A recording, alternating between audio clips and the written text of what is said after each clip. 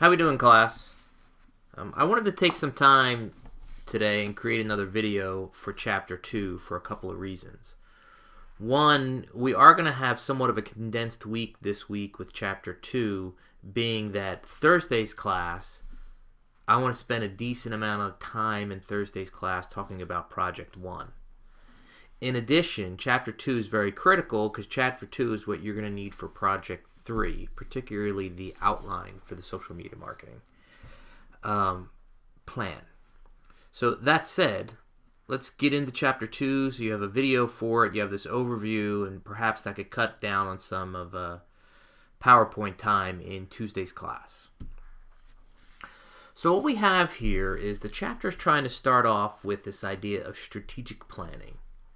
And the way I want to, even though strategic planning is accurate, this is the why that we started talking about so far this semester. Why we're doing what we want to do. We have an overall goal. We want to accomplish that goal. That is the why, and then the how. The how is how we're going to accomplish that goal. We're going to use a marketing plan to come up with ideas to accomplish that particular objective, that plan. Okay? The what is the tools we will use within the plan. And one of the big Achilles heels of social media guys and girls and people out there, robots for all I know, is they focus so much on the tools. And they start making a plan from within Facebook, from within Snapchat, from within Twitter. And that's actually the wrong way around. So broadly speaking, these are the 7 broad steps. And I would perhaps tattoo these to your arm or something along those lines.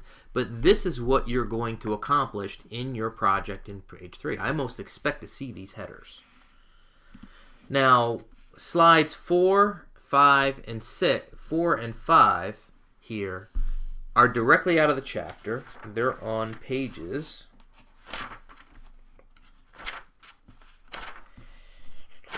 I was ahead in the book. I apologize for this. 31 and 32. Okay, the exact same copy that's right here. Plus, I'm also going to load this PowerPoint deck up into Blackboard. Here's more detail on the elements that are on those on page 31 and 32 in Figure 2.2. The first thing we do is we conduct a situation analysis. A situation analysis consists of 3 things: a strong external, a strong internal, and a SWOT analysis. Okay? Now, if the SWOT analysis actually has internal and external as part of this, so you might be able to smooth some of this out in your plan. But remember when I said in class the other day, the downfall of almost all companies tends to revolve around 2 things. They lose track of their customers, they lose track of their competition. To me, the external environment is something that I start with. It's not that it's more important than the internal environment, but I tend to do the external, internal, and SWOT. Okay? So I'm sure you've had a SWOT analysis at some point in your life here at Seton Hall. I can certainly answer any explicit questions about this, but think of it as a grid for strengths, weaknesses. That's really your internal environment. Opportunities and threats are part of your external environment. So your SWOT analysis, strengths, weaknesses, opportunities, and threats, are all the elements of the internal and external environment that you really need to be looking into. Phase 2 is state your objectives. Now, this is what you would like to accomplish. You know, what would you like to accomplish? And then later we're going to say, how are we going to accomplish that with which tools? Stage 3, we gather some insight on our target audience. This is part of our environmental scanning there. Part 4, and this is what's unique to us, we are going to approach part 4 through the 4 zones. And we're going to decide what works and what doesn't work, given our objectives and given the strengths, weaknesses, and opportunities and threats of our particular company within each zone. It may be the case that some of these zones don't work for your project, and that's okay, and that's what you would say. So we have social relationships, social publishing, social entertainment, and social commerce. Finally, we create an experience strategy encompassing the zones. Now, don't get hung up on the experience strategy.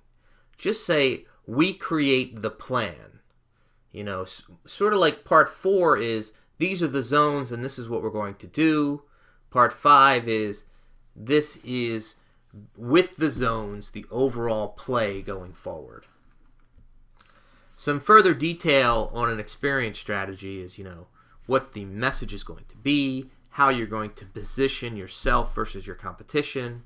You do some kind of overall creatives, you do some kind of experiential element to it, and finally you do some promo. As we get to the back end of our plan, we're looking at activation. Activation means, when does it start? What elements happen at what point at the time? It's basically a timeline, which our next slide takes care of that for us. If we're going to participate in all 4 zones, chances are we're not going to do all 4 zones at the same time. Or one part of one zone might feed into another part at a later date of another zone. Having all that stuff worked out as part of the plan is the wise strategy. Finally, the back end of the plan is we manage it. There's a feedback loop, what's going well and what's not going well, and we measure performance. And fortunately, in a social media world, it's a lot easier to measure performance. We have metrics.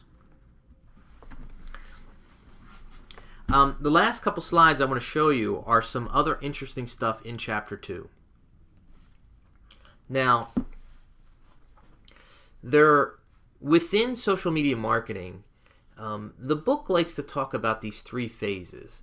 I don't know if these 3 phases are really the only 3 phases, or some of these phases can combine. So take this more as a conceptual thing as opposed to legitimate practice. Okay. There are a lot of firms out there that are in constant beta mode trying things. Stuff are being tested, right?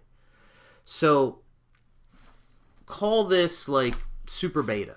And then we have this transition phase where they're much more systematic in their approach to what they do. And then finally we have some sort of strategic phase where the item is more mature and there's more formalized processes. I mean, if I were to look at this, I would say, almost from a product life cycle or a life cycle standpoint, that coming right out of the gate, some things are in trial phase and people are messing around with it. And then we have a transition phase, and then we have the strategic phase, the things that are really well developed. So in a trial phase right now, I would say Medium right now is in trial phase. I would say Jelly right now is in trial phase. It's new. People don't kind of know what to do with it. The people that creating it doesn't really know what they're doing with it. They're just trying things out. Transition phase, this would be something more like Snapchat, where actually it's been around for a while. There's been some practices that are accepted and not accepted, and there's a lot of things that they have to work out. But it's more of a transition phase as they're moving through. Twitter was in this transition phase for a very long time. But then we have the more strategic phase, and I would say these are the mature players. These are our Facebooks, our Twitters, our LinkedIns. They have formalized processes. They actually have business models. They have a model to generate revenue and to survive and to go public. So, I mean, if I were to think about the 3 phases, that's kind of where my head's at with this. Now, what I really like about this slide, and it is also on page 40 of our text, figure 2.6, is although they try to break these down by phase 1, 2, and 3, okay, what I really like is on the left-hand side of this column here, these are strategic reasons to use social. This is strategy. If the overall goal is to increase brand awareness or product awareness, well, that's the overall goal. Give me your objectives of how you're going to accomplish that goal. If our overall goal is to improve public relations, if that's the overall goal, tell me how you're going to accomplish that goal. If our overall goal is to reduce customer acquisition costs and have more inbound marketing things, well then guess what? That's the overall goal, and you're going to tell me how you're going to operationalize that goal by using which social media tools. I really like these. This is a slide you need to hold on to. There's a lot more than this, by the way, but this at least gives you the mindset of how you should be thinking. This is another interesting slide in the chapter, and when we're talking about setting budgets or creating budgets, you know, these are sort of like rules of thumb, you know. You can do percentage of ad spend, some kind of comparative parity method, or objective and task. Let's break these down one by one. Basically, what's my competition doing? And I at least have to match them or, you know, relatively compare myself to what they're doing. If their sales are triple mine, well, obviously I can't match them dollar for dollar, but I could have 1/3 their budget because their sales are triple mine. You know? So that's this competitive parity kind of thing. You're basically looking at industry benchmarks or direct competitors, and you're using them to determine how much you should spend. This is sort of like a build-up approach, okay, where you have an overall objective, you have an overall task, and you keep adding A plus B plus C plus D plus E plus F, and you build up to get what the overall budget should be. You know, hopefully someone's going to give you all the money, therefore, to do everything you want to do, but the objective task method is a build-up method. The opposite of that is the percentage of ad spend. You know, you can do a sort of a top-down approach. You can see, well, if I know I'm going to get $10 million in sales this year and each product costs $10, well, I want $1 or 10% of costs related to the sale of that product to be my ad budget. So it's a percentage. Okay. I really like this slide. This is better illustrated on page 44, because on 44 they not only have, oh no, this isn't even on 44.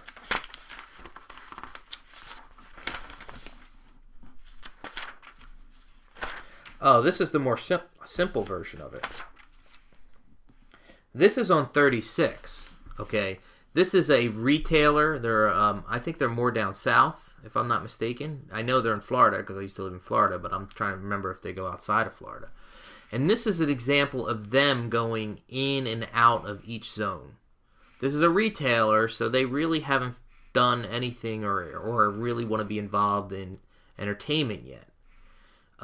It looks like they're doing some stuff in the commerce area, but yet they're not doing transactions through commerce. See that? Then they have publishing and they have community. The one that I really want to point out to you even more is page 44, and we'll do that in class, because what I like about this is Benjamin Moore's. It's another exemplar. It gives you a good example of the zones, but it also has paid, owned, and earned media as part of it. So we're going to probably hammer that one in class tomorrow, or Tuesday more. Finally, the last thing that I want to touch on the back end of the chapter is this idea of a social media policy. I mean, social media is becoming so much part of what firms do these days that it's becoming more formalized and it's not a free-for-all. What you can and cannot do, who's allowed to do what and when, this is a social media policy. And usually it comes out of HR. Usually everybody has to sign and agree with it. And there's a nice exemplar in the back of the chapter on page 51 and on page 51. So it could be the case that within an interview that you're going to have in the near future leaving Seton Hall, they might bring up their social media policy and what is kosher and not kosher at their particular firm, just so you know what a policy is. And that's chapter 2, really. I look forward to our questions in class. I thank you for your time. I thank you for your energy. I will see you soon.